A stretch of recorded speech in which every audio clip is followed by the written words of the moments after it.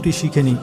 আপনি সকালবেলা ফজরের নামাজের পর 33 বার এই আয়াতটি পড়বেন, ফাবি আইয়ি আলাই রাব্বিকুমা তুকাজ্জিবান।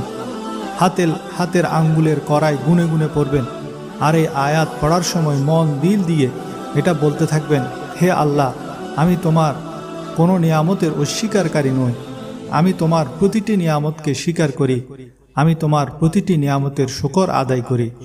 যখন আপনি মনে প্রাণে এটাকে স্বীকার করবেন, আল্লাহর নিয়ামত সমূহের শুকর আদায় করবেন, তারপর যদি আপনি আল্লাহর কাছে হাত তুলে চান, আপনার যে কোনো প্রয়োজনের ব্যাপারে আল্লাহর কাছে ফরিয়াদ করেন, ইনশাআল্লাহ আপনার সে হাজত পূরণ হবে।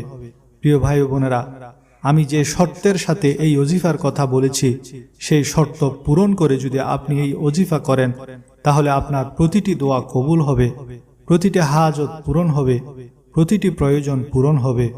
আল্লাহর কাছে